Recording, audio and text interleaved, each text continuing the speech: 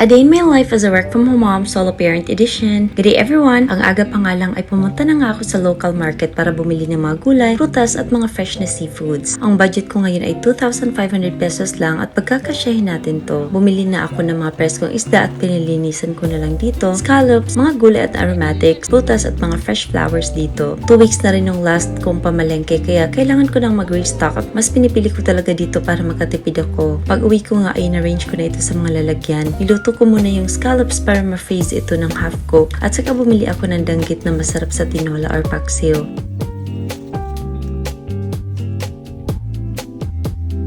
At saka itong isda na kalimutan ko anong pangalan. Then mga pusit na konti lang naman, sakto lang sa amin ni Jeff at mga shrimp na isa-isa ko nang nilinisan at kinuha ang mga tinik. Then in-arrange ko na ito sa organizer ko na buti na lang at kasyang-kasya sa freezer ng bago kong ref.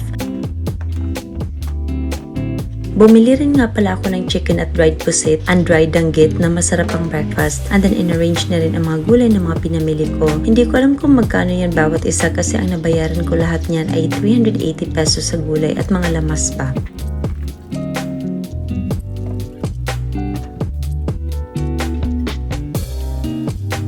Yung mga prutas naman, nasa mga 395 pesos lahat yan. Nagmura na nga rin ang mangga ngayon at nasa 120 pesos na lang pero yung avocado naman ang medyo nagmahal. Nagkasya naman ang budget ko sa pinamili ko at may sobra pa nga kaya bumili ako ng lechon para sa pananghalian namin ni Jeff. Gusto ko talaga sa local market bumibili dahil presko at mura ang mga tinda doon lalo na kapag Sunday. Nag-mince nga rin pala ako ng garlic na good for 1 to 2 weeks siguro yan para mas madali na lang ang pagluluto at less time ang magkukonsume ko. To preserve it, nilagyan ko lang ng olive oil tapos nilagay sa ref. Nagluto na nga rin pala ako ng gisadong aninikad na paborito talaga namin ni Jeff. Half kilo lang yan binili ko at nasa 50 pesos lang yan. And then itong lechon na nabili ko rin sa palengke. Kapag Sunday kasi may lechon talagang mga tinda. Naubos talaga namin ang ulam ngayon. Napagtipan pa namin si Cookie after lunch at belated birthday niya ni Cookie kasi nung last birthday niya hindi siya nabilhan ng party hat ng mama niya. Ay pa-baby manday na ay. Dahil day off ko ngayon ay gusto ko lang talaga mag-relax dito sa bahay. Ayoko ma-stress pero kailangan ko muna mag-ayos ng konti dito dahil darating ang mga kaibigan ko ngayon. Bibisitahin nila ako at dito rin sila magdi-dinner.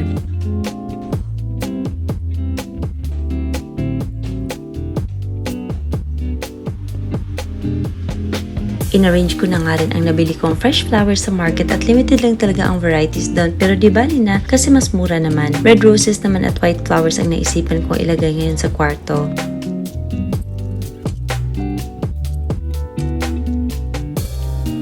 And then nag-chill lang tapos nagpalambing na sa akin si Cookie. Ganyan talaga siya kapag hindi namin pinapansin at busy kami manood ng TV. I also refilled my coffee capsules. Nabili ko pa yan few days ago sa Nespresso store in Ayala, Cebu at ngayon lang ako nagkaroon ng pagkakataon para ma-refillan ito. Nakabili rin pala ako ng fresh buko sa local market at pinalamig ko kanina. Nung dumating ang mga kaibigan ko ay naghanda na kami ng dinner. Pundo ang hinanda ko at nag-order na rin ng chicken at sila nagdala rin ng pagkain kaya pinagsaluhan na namin. Ito sina Claire and Mildred na friends ko sila since college. Magka-boardmate kami nung college at pareho kami ng hometown. Ang dami naming chika dahil marami kaming kinatch up hanggang sa naumagahan na kami. Grabe talaga ang chika namin dahil matagal rin kaming hindi nagkita. Nakatulog na rin kami at tanghali na nagising. Pagising ko nga ay naghanda na ako ng brunch namin. Kung ano na lang ang madaling lutuin ay hinanda ko na pang-agahan. Gumawa rin ako ng avocado and corn salad and habang ginagawa ko yan, ngayon ko lang na-realize na may kulang pala. Hindi ko pala nilagyan ng parmesan cheese at mas mainam siguro kung nilagyan ko rin ng mayo yan. Hindi rin ako nakabili ng lemon pero goods pa rin yan at kinain pa rin naman namin. Naganda lang ako ng hotdog, bacon, hash browns, toasted bread at salad. Hindi pa rin kami paawat sa chika kahit kumain na and that's how I spent my days off. And thank you so much for watching. Bye!